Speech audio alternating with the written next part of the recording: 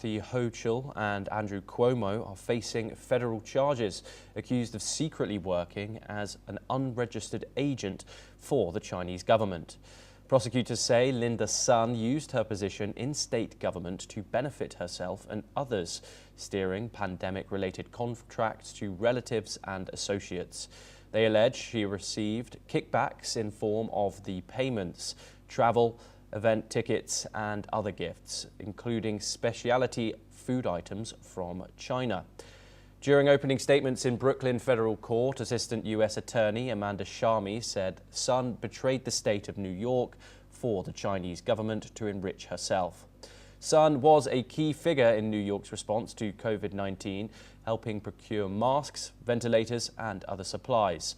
Prosecutors also allege that Sun forged then Lieutenant Governor Hochul's signature on documents related to a visit from a Chinese delegation. Sun and her husband, Chris Hu, are also charged with money laundering and fraud. They're accused of hiding profits through businesses and bank accounts tied to properties in New York and Hawaii.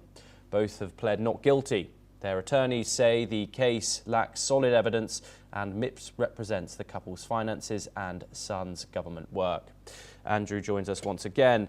How credible are these charges against both Kathy Hochul and Andrew Cuomo, accused both of working for the Chinese government while being in a serious position of power for New York State?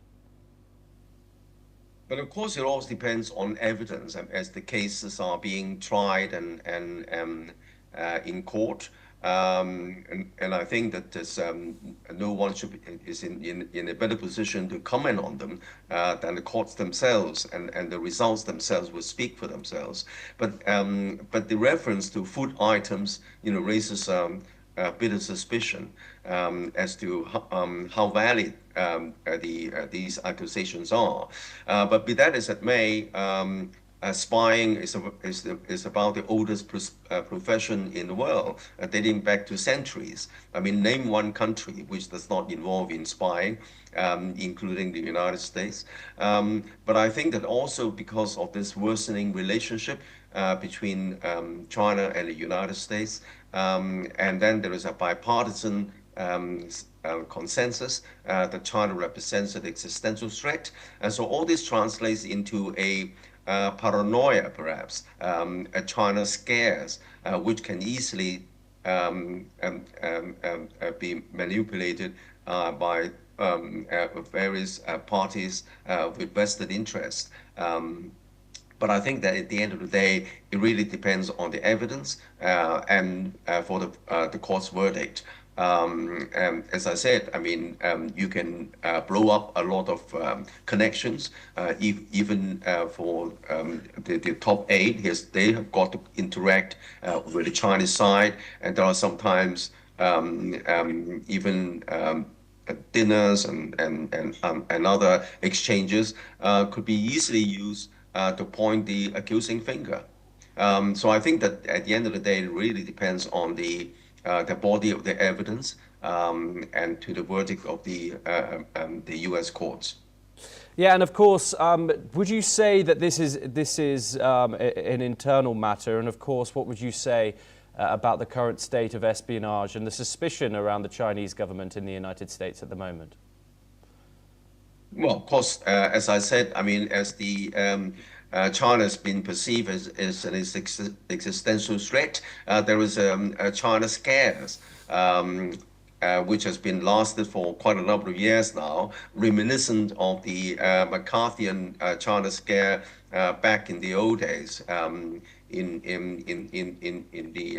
the beginning of the 20th century, because at that time there was the under McCarthy.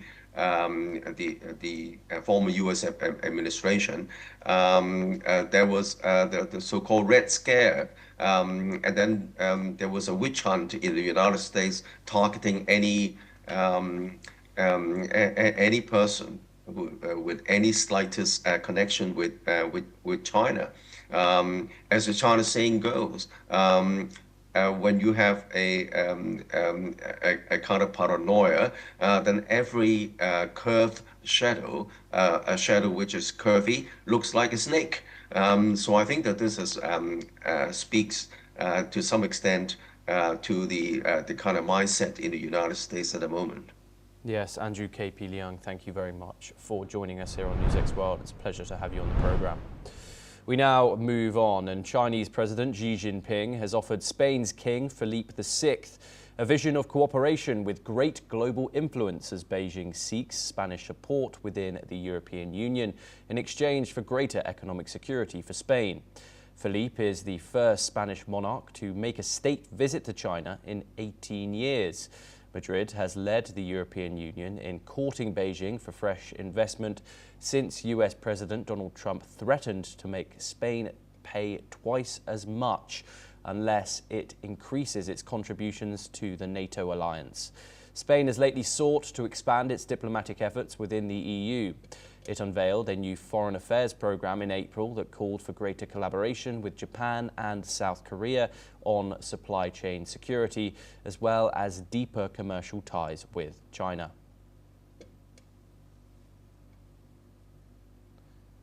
Now, Chinese Vice Premier Liu Zhaozhong has said that China stands ready to build on its long-standing friendship with Guinea to enhance mutual support and deepen mutually beneficial cooperation between the two countries. Liu, a member of the Political Bureau of the Communist Party of China Central Committee, made his remarks that during a visit to the West African nation from October the 10th to October the 12th at the country's invitation. During his visit, he met with Guinean President Mamadi Doumbouya, and both sides held in deep discussions on China-Guinea relations and cooperation across various fields. However, while conveying Xi's cordial greets to Doumbouya, Liu has commended Guinea's progress in economic and social development and extended warm congratulations on rapid and efficient completion of the Simandou project. And that's a wrap on today's China Report. Keep watching